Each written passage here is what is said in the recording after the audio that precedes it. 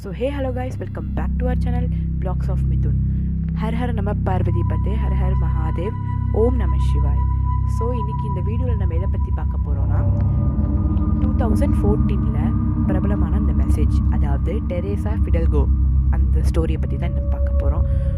நான் பார்த்த உடனே எனக்கும் பயம் வந்துச்சு. நான் 2014 எனக்கு வரல, எனக்கு நேற்று தான் என் ஃப்ரெண்டு மூலயமா மெசேஜ் வந்தது. இந்த மெசேஜ் தான், இந்த மாதிரி என் பேர் டெரேசா ஃபிடல்கோ, நான் 27 வருஷத்துக்கு முன்னாடி இறந்துட்டேன்.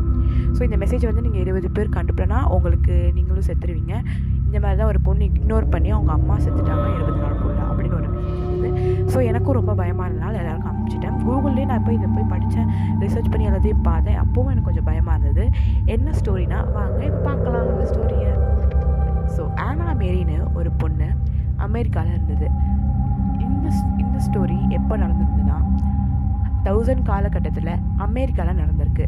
பொதுவாக நம்ம ஊரில் ஆனுவல் டே சில பேர் செலிப்ரேட் பண்ணுவாங்க. அதே மாதிரி அங்கேயும் வருஷம் செலிப்ரேட் பண்ணுறது வழக்கம்.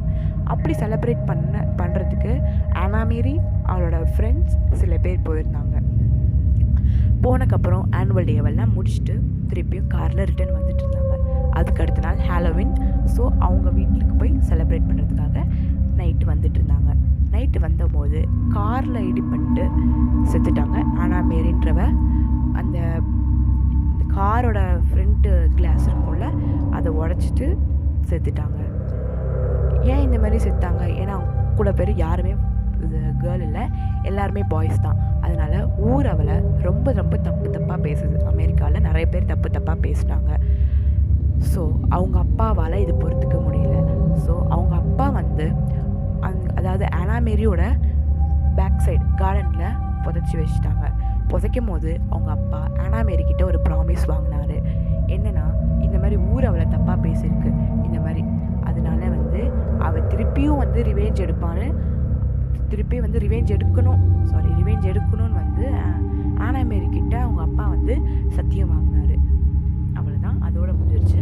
அப்புறம் இன்னும் ஒரு சில வருஷத்துக்கு அப்புறம் அதே ஊரில் அதே ஸ்ட்ரீட்டில் மேரி ஒரு குழந்தை பிறக்குது. அந்த குழந்தை பேருக்கும் மேரின்னு தான் வைக்கிறாங்க. அதுக்கு சரியாக 12 வயசு வந்தக்கப்புறம் அதுவும் அந்த கார் ஆக்சிடென்ட் நடந்தது இல்லையா ஆனா மேரிக்கு, அந்த இடத்துல இறந்து போயிடுச்சு. இந்த ஊர் மக்கள் எல்லாருமே பேசிக்கிட்டாங்க, இது அந்த ஆனா மேரியோட ஆவி தான் இந்த மாதிரிலாம் பண்ணுது அப்படின்னு எல்லாருமே பேசிக்கிட்டாங்க. ஸோ இதோட முடியுது கதை. இவ்வளோதான், ஷார்ட் தான். கதைன்னு சொல்ல முடியாது, உண்மையாக நடந்திருக்கு. இதை ஒரு ப்ரோடியூசர் ஸ்டோரியாக டெரேசா ஃபிடல்கோ அப்படின்னு ஒரு ஸ்டோரியாக எடுத்தார். அது என்ன ஸ்டோரினா, இந்த மாதிரி காரில் சில பாய்ஸ் போயிட்டுருக்கும் போது ஒரு அழகான ட்ரெஸ் போட்டு ஒரு பெண், அந்த பெண் எல்லாருக்கிட்டையும் பயத்தோடு அப்படியே லிஃப்ட் கேட்குற மாதிரி அந்த மாதிரி ஒரு ஸ்டோரி எடுத்தாங்க.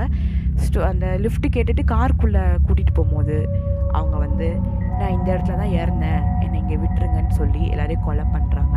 அந்த மாதிரி மெசேஜ் கொடுத்துருக்காங்க கூகுளில் அந்த மாதிரி கொடுத்துருக்காங்க. ஸோ இதுதான் ரியல். ஸோ இது அவ்வளோவா ரியலானு எனக்கு தெரியாது. ஆனால் இந்த மெசேஜ் வரும்போது எனக்கு ரொம்ப பயமாயிடுச்சு. கூகுள்லேயும் நான் போய் பார்த்தேன். இந்த பாருங்கள், இந்த ஸ்க்ரீனில் தெரியும் பாருங்கள்.